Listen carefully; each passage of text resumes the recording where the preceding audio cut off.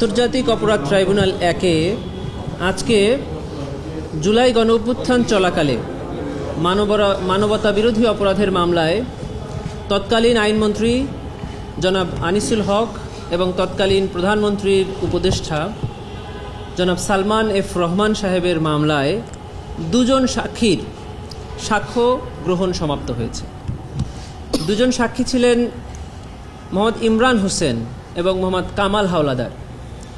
মোহাম্মদ ইমরান হোসেন তিনি 19 জুলাই গণঅভ্যুত্থান চলাকালে মিরপুর 10 নম্বরে আওয়ামী লীগের এবং পুলিশের গুলিতে তার ডান পা হারিয়েছেন। প্রায় 40 দিন উনি চিকিৎসাধীন ছিলেন, তারপরে তার পা কেটে ফেলতে হয়েছে। প্রথম থেকেই তার পা কেটে ফেলার জন্য 5ই আগস্টের আগে ডাক্তাররা তাকে চাপ দিয়েছিল, কিন্তু সে অনেক অনুরোধ করে তার পাটা বাঁচানোর চেষ্টা করেছে, কিন্তু অবশেষে প্রায় 40 দিন পর তার পা কেটে ফেলতে বাধ্য হয়েছেন। তিনি বর্ণনা করেছেন যে কি বিভীষিকাময় পরিস্থিতি হয়েছিল 19 জুলাই মিরপুর 10 নম্বরে।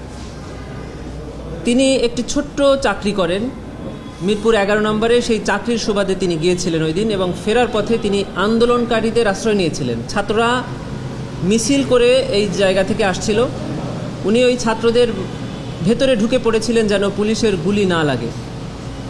কিন্তু যখনই উনি মিরপুর 10 নম্বরে এসে পৌঁছলেন, ঠিক তখন স্থানীয় আওয়ামী লীগের এবং পুলিশের ছোড়া একটি গুলি ওনার পায়ে লাগে এবং পরবর্তীতে ওনার পা কেটে ফেলতে হয়েছে। উনি আজকে ট্রাইব্যুনালে এসে সাক্ষ্য দিয়েছেন। কোর্ট দেখেছে যে ওনার একটি পা নেই, ডান পা। আরেকজন সাক্ষী সাক্ষ্য দিয়েছেন, ওনার নাম মোহাম্মদ কামাল হাওলাদার। তিনি ঢাকাতে কাজ করেন প্রায় 40 বছরের উপরে। তিনি স্থানীয় আওয়ামী লীগের সকলকেই চেনেন, যেহেতু 40 বছর উনি মিরপুর 10 নম্বরেই থাকেন। তিনি বলেছেন যে সেখানে আওয়ামী লীগের নেতৃবৃন্দরা সরাসরি অস্ত্র হাতে নিয়ে ছাত্র জনতার উপরে গুলি করেছে। কার হাতে কী অস্ত্র ছিল উনি সেটাও বর্ণনা করেছেন ট্রাইব্যুনালে। উনি সেদিন অর্থাৎ 20 জুলাই মিরপুর 10 নম্বর এসেছিলেন কাঁচা বাজার করার জন্য ওনার বড় ছেলে সিফাতকে নিয়ে। সিফাত একাদশ শ্রেণীর ছাত্র ছিল তখন। সিফাত যখন দেখতে পায় যে মিরপুর 10 নম্বর গোলচক্করে তারই কিছু সহপাঠীরা আন্দোলন করছে, তখন সে দৌড়িয়ে গিয়ে ওই আন্দোলনকারীদের সাথে মিশে যায়। তখন 3 দিক থেকে আওয়ামী লীগের 3টি মিছিল আসে, এবং ওই মিছিলে যারা নেতৃত্ব দিয়েছিল তাদের নাম উনি বলেছেন, এবং তাদের হাতে অস্ত্র ছিল। ওই মিছিল 3টি এই অল্প কয়েকজন আন্দোলনকারী ছাত্রদের লক্ষ্য করে নির্বিচারে গুলি বর্ষণ করে। তার একটি গুলি ওনার সন্তান এই 18 বছর বয়সী সিফাতের মাথায় লেগে ওখানেই সে মারা যায়। উনি দৌড়িয়ে গিয়ে তার ছেলেকে কোলে তুলে নেন এবং মাথায় হাত বুলাতে থাকেন যে গুলিটা কোথায় লাগলো। ঠিক এই মুহূর্তে ওনার হাতের 2টা আঙ্গুল ওনার ছেলে সিফাতের মাথায় ঠিক যেখানে গুলি লেগেছে সেখানে ঢুকে যায়, অর্থাৎ ওনার 2টা আঙ্গুলই মাথার মধ্যে ঢুকে যায়। তাহলে গুলির ছিদ্রতা কত বড় ছিল আমরা সেটা বুঝতে পেরেছি ওনার জবানবন্দি। উনি আরও দেখতে পান যে ওনার ছেলের পাশেই আর একটা ছেলে গুলিবিদ্ধ হয়ে ছটফট করছে। উনি তাকিয়ে দেখেন যে সেই ছেলেটির চোখে গুলি লেগে চোখটা বের হয়ে গেছে। উনি আদালতে বলেছেন যে মুরগিকে জবাই করলে যেমন ছটফট করে, আমি দেখতে পেয়েছি যে চোখে গুলি লেগে ওই ছেলেটি সেভাবে ছটফট করছে। উনি অনেক অনুনয় বিনয় করেছিলেন একটা রিক্সা পাওয়ার জন্য, কিন্তু স্থানীয় কয়েকজন আওয়ামী লীগ নেতা ওনার ছেলেকে ওনার কাছ থেকে কেড়ে নিয়ে যায়। কেড়ে নিয়ে স্থানীয় একটি বাড়িতে নিয়ে রাখে। পরে উনি কিছু লোকজনকে অনুরোধ করে ছেলেটিকে আবার ফেরত পায়। ওনার ছেলে সিফাতকে এবং ওই চোখে গুলি লাগা ছেলেটিকে একটি রিকশায় করে উনি স্থানীয় আল হেলাল হাসপাতালে নিয়ে যান। চিকিৎসকরা সেখানেই বুঝতে পেরেছিলেন যে ওনার ছেলে মারা গেছে। তারপরে উনি আল হেলাল হাসপাতালের চিকিৎসকরা সরকারি হাসপাতাল অর্থাৎ ঢাকা মেডিকেল এবং সোহরাওয়ার্দীর যে কোনো একটিতে নিতে বলে। উনি সোহরাওয়ার্দী হাসপাতালে নিয়ে গেলে হাসপাতাল কর্তৃপক্ষ ওনার ছেলেকে মৃত ঘোষণা করে। উনি ওনার ছেলেকে একটি সিএনজি যোগে মিরপুর 10 নম্বরে ওনার বাড়িতে নিয়ে আসলে স্থানীয় আওয়ামী লীগের লোকজন তার ছেলেকে জানাজা করতে দেয়নি, গোসলও করাতে দেয়নি।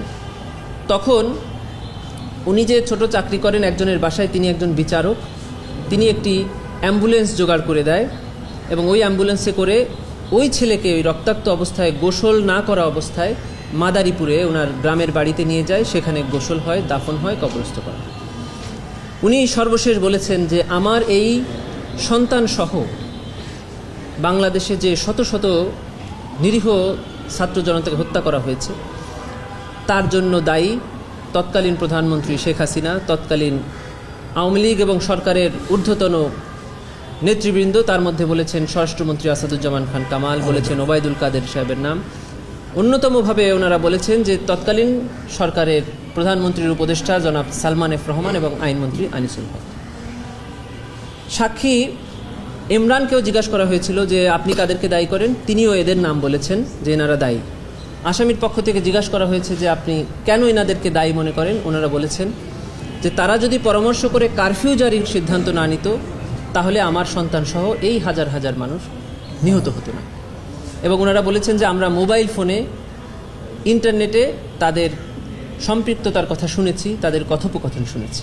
যে প্রিয় সাংবাদিক বন্ধুরা, আপনারা জানেন যে আন্তর্জাতিক অপরাধ ট্রাইব্যুনাল 2-এ আজকে জুলাই গণঅভ্যুত্থান চলাকালে যাত্রাবাড়িতে ইমাম হোসেন তাইম নামে এক কিশোরকে পুলিশ কর্তৃক গুলি করার মামলার দিন ধার্য ছিল। আপনারা জানেন যে ইমাম হোসেন তাইম একজন পুলিশ কর্মকর্তার ছেলে এবং তাকে সরাসরি আরেকজন পুলিশ কর্মকর্তার গুলি করার ভিডিও আমরা সোশ্যাল মিডিয়াতে দেখতে পাই।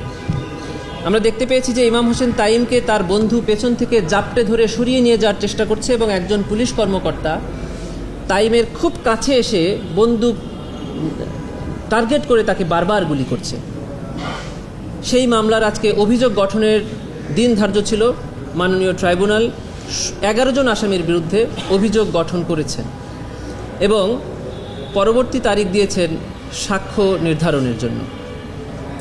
এই মামলায় 2 জন আসামি গ্রেফতার হয়ে আদালতে আছেন। 2 জন আসামি আদালতে তাদের নির্দোষ দাবি করেছেন। অতএব এই মামলার পরবর্তীতে সাক্ষ্য গ্রহণ হবে। কল্যাণপুরে 2016 সালে মিরপুরের কল্যাণপুরে কিছু ইসলামী মনোভাবাপন্ন ব্যক্তিদেরকে একটি ভবনে, যার নাম ছিল জাহাজ বিল্ডিং, এই ভবনে আটক রেখে গুলি করে হত্যার অভিযোগে একটি মামলা ট্রাইব্যুনালে আছে। সেখানে আজকে এনইআর অর্থাৎ non execution of warrant of অ্যারেস্টের রিপোর্ট দাখিলের দিন ধার্য ছিল। প্রত্যেকটি আসামির বিরুদ্ধেই এই রিপোর্ট তদন্তকারী কর্মকর্তার পক্ষ থেকে দাখিল করা হয়েছে। আগামী তারিখে পত্রিকায় অর্থাৎ মার্চ মাসের 8 তারিখে পেপার নোটিফিকেশন জারির জন্য দিন ধার্য হয়েছে। ওই দিন যদি পেপার নোটিফিকেশন জারি হয়ে আসে, এরপরে স্টেট ডিফেন্স কাউন্সিল এঙ্গেজড হবে এবং অভিযোগ গঠনের উপরে শুনানির দিন ধার্য হবে।